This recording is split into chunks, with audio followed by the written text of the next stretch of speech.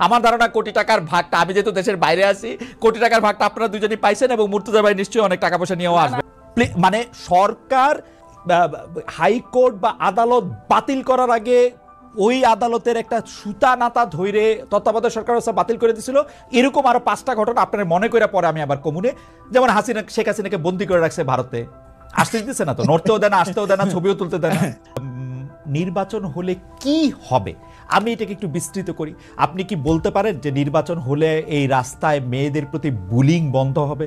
আমরা কি নির্বাচিত সরকারের সময় এগুলি দেখি নাই?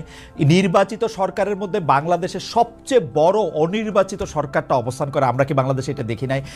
আজকে আপনি যে মোহাম্মদপুরের কথা আপনি বলতেছেন, আজকে একটা মোহাম্মদপুরের বদলে আরেকটা ইসলামপুর যে হবে না, সেইটাকে আপনি এটা বলতে পারেন?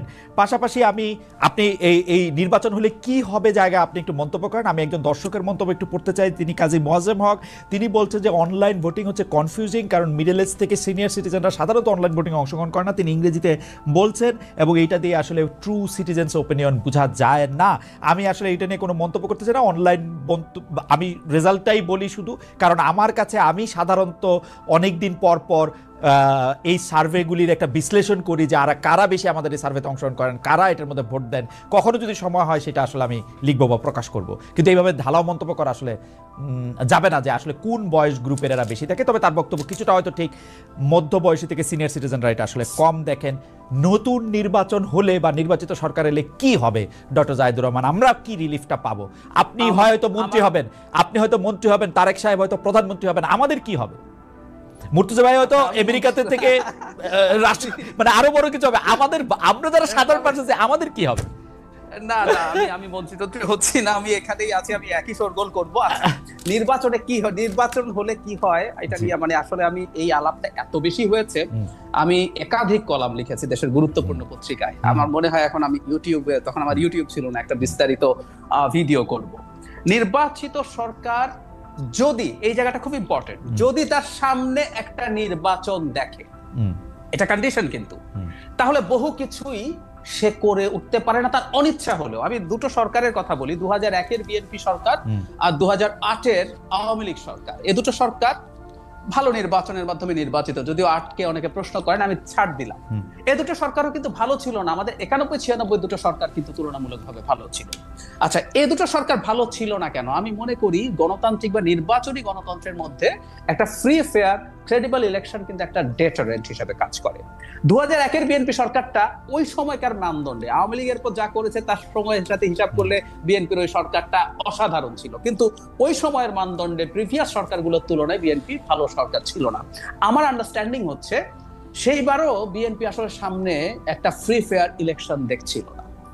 কারণ আমাদের নিশ্চয়ই মনে আছে, সুপ্রিম কোর্টের বিচারকদের বয়স বৃদ্ধি করে তত্ত্বাবধায়ক সরকার তাদের পছন্দসই একজন হবেন, এই ধরনের একটা পরিস্থিতি তৈরি হয়েছিল। সুতরাং আপনি যখন নির্বাচন দেখছেন না, তখন আপনার চরিত্রের স্খলন হয়। একই কথা আওয়ামী লীগের 8 সালের ক্ষেত্রে আমি বলবো, সেই সরকারটা মোটা দাগে যদি ধরে নিই সুষ্ঠু নির্বাচনে নির্বাচিত হয়েছে, কিন্তু সে জানতো আমি আসলে তত্ত্বাবধায়ক সরকার বাতিল করে দিতে যাচ্ছি। এবং 11 সালে যখন সংবিধান সংশোধন করে সেটা করা হলো, আমরা দেখলাম সেই সরকারটা কি হয়ে গেল। একটা নির্বাচিত সরকার যদি সামনে নির্বাচন দেখে, আমি সবসময় এই শর্তটা যোগ করি, তাহলে না সে চাইলেও অনেক কাজ করে উঠতে পারে না। একটা উদাহরণ দেই, নারীর ভোট লাগবে তো, নারীর ভোট লাগবে, এবং আরবান নারীদের অপিনিয়ন বিল্ডিং এর খুব বড় সুযোগ আছে। নট অনলি দ্যাট, আমাদের এডুকেটেড নারীর বাইরেও বিরাট সংখ্যক নারী গার্মেন্টে কাজ করেন, যারা প্রত্যেকে মানে একেবারে সবাই যে একই রকম ভাবে ইসলামী যে পোশাকের কোড আছে সেটা ফলো করেন না। এদের মধ্যে কিন্তু যখন আতঙ্ক তৈরি হবে, দেখবে একটা সরকার যে আমার ভোট লাগবে, আমি সব সরিয়ে রাখি, সরকারের সদিচ্ছার কথা বাদ দেই, আমার ভোট লাগবে, আমি ওকে অসন্তুষ্ট করতে পারি না, যদি এই বোধ তৈরি হয়, সে সরকার কিন্তু পদক্ষেপ নেবে। জিনিসপত্রের দাম যখন বাড়তে থাকে, তার মাথায় ভোটের চিন্তা। আমি একটু যোগ করি খালেদ ভাই, আমি আগে বলেছি কিনা, আমি কবির সুমনের একটা গানকে কোট করি, ওনার নেতাদেরকে বিদ্রুপ করা নিয়ে একটা গান আছে, হেলিকপ্টার। আমি দর্শকদেরকে বলবো গানটা একটু খুঁজে শুনে নিতে। মানে হেলিকপ্টার নেতা আসছেন মানে নেতাকে বিদ্রুপ করছে। তো ওই জায়গায় একটা বাক্য আছে এরকম, ভোট মানে ভোটের জন্য উনি আসছেন, ভোট মানুষের মুখে ব্যালট পেপার, নেতা দেখছেন, মানে উনি মানুষকে মানুষ দেখেন না, ব্যালট পেপার দেখেন।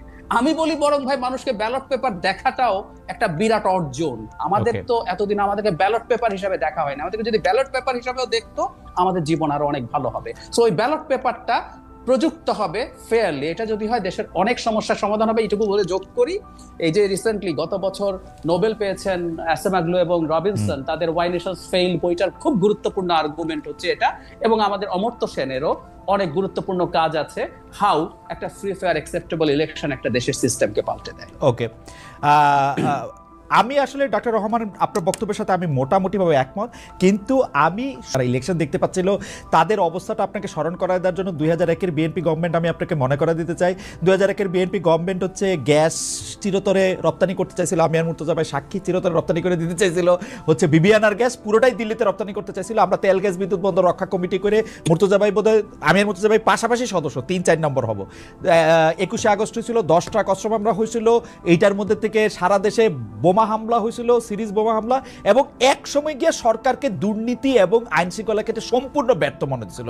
2008 পরবর্তী সরকারের কথা বলি, এই সময় সরকার ক্ষমতা আসতে না আসতে বিডিআর কাণ্ডে হয়েছিল, এর মধ্যে সাগর রুনির হত্যাকাণ্ডের মতো এরকম একটা ঘটনা ঘটছিল।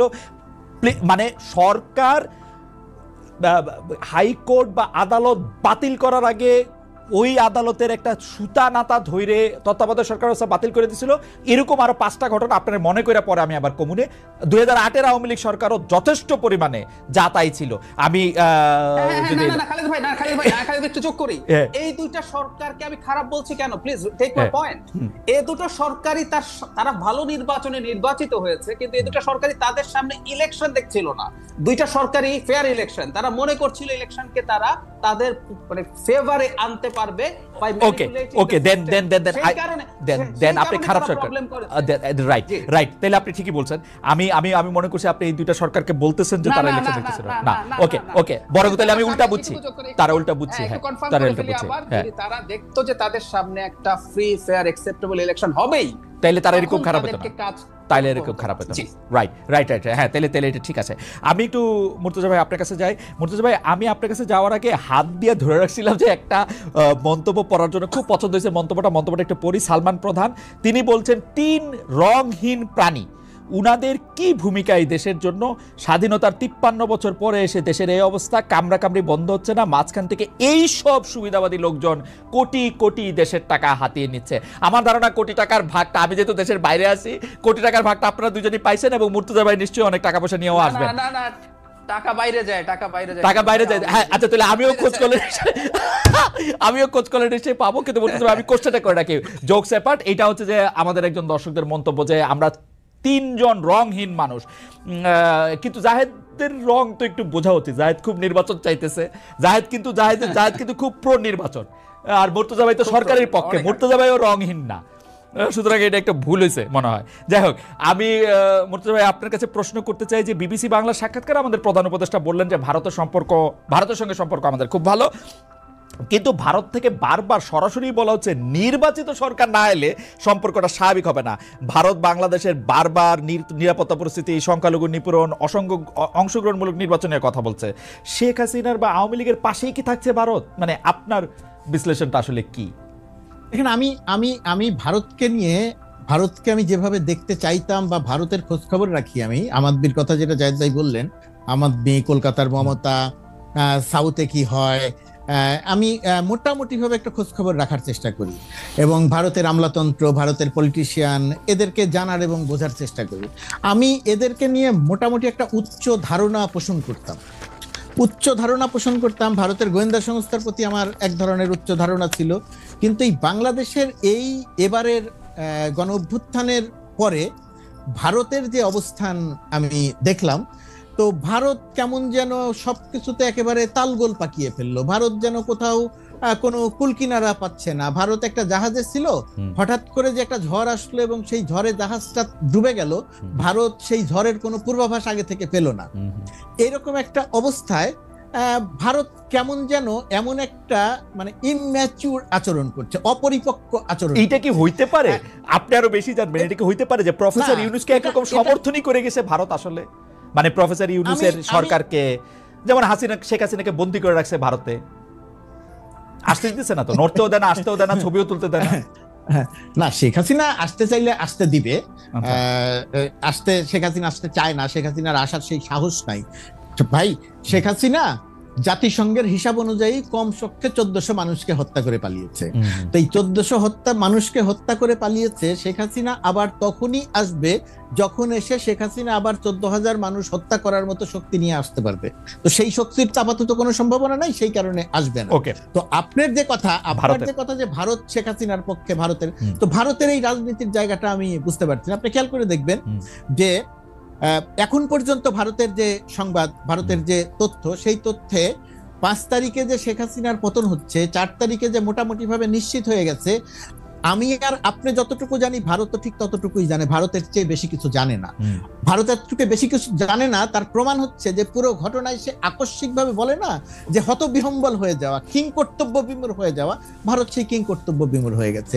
এখন ভারত এতদিন পর্যন্ত বলতো যে বাংলাদেশের নির্বাচন অভ্যন্তরীণ বিষয়, পররাষ্ট্র সচিবকে পাঠিয়ে দিত এরশাদকে নিয়ে যায়, এরশাদকে বোঝাও সে যেন নির্বাচনে আসে। ডিজিএফআই এরশাদকে হাসপাতালে ভর্তি করবে, সেই নেতৃত্বের সঙ্গেও ভারতের একটা অবস্থান থাকতো। আর এখন ভারত প্রতিদিন বলে যে বাংলাদেশে একটা ইনক্লুসিভ নির্বাচন লাগবে, নির্বাচিত সরকারের সঙ্গেই সম্পর্ক তৈরি হবে।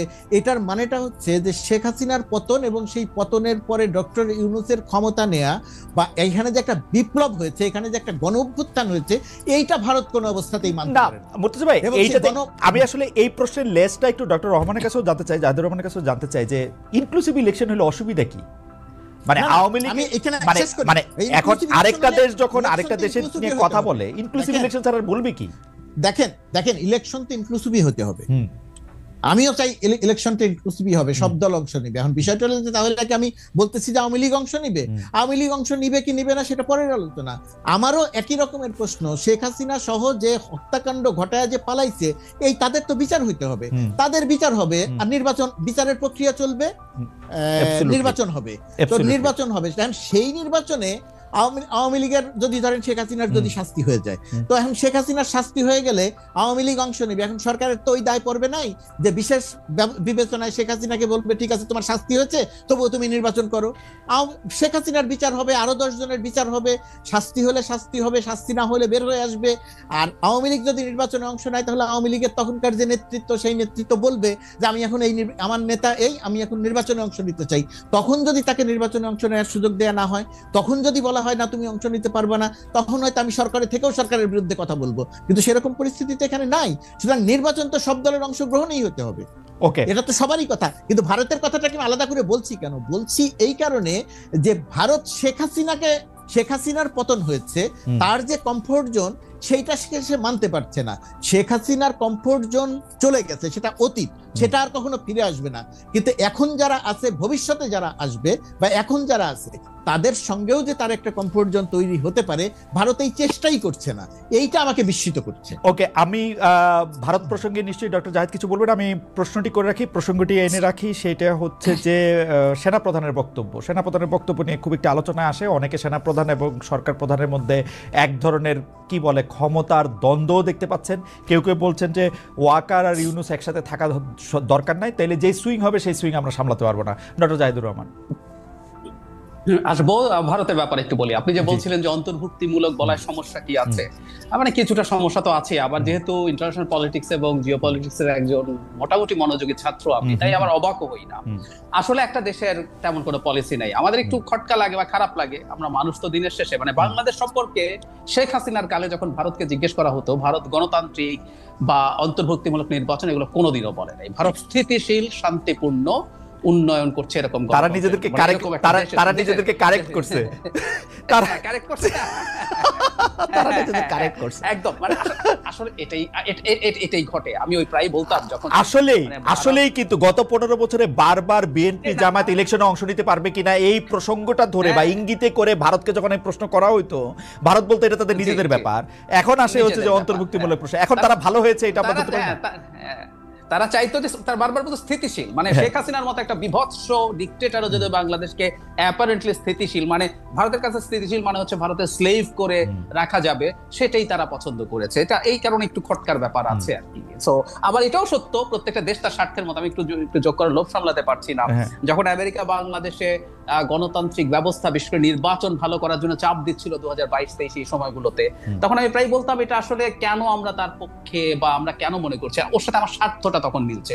এই আমেরিকায় 60s-70s এর ডিক্টেটরকে পেট্রোনাইজ করতো, মানে এই মাটিতে আইয়ুব খান কেন এসেছিল আসলে, কারণ আমেরিকা পেট্রোনাইজ করেছে। সে চেয়েছে ডিক্টেটর থাকলে, গণতান্ত্রিক ব্যবস্থা না থাকলে কমিউনিজম মাথা চাড়া দিতে পারে না, কারণ তখন ইয়াংরা প্রচুর কমিউনিস্ট হয়ে উঠছিল। আর এখন আমেরিকা দেখছে যদি ডিক্টেটর থাকে সে রাদা চায়নার দিকে চলে যায়, সুতরাং এখন সে তার গণতন্ত্র যে ব্যবস্থা, আমি বাইডেন ডক্ট্রিনের কথা বলছি, তো এই ব্যাপারগুলো স্বার্থের সাথে, সুতরাং এগুলো পাল্টাতেই পারে।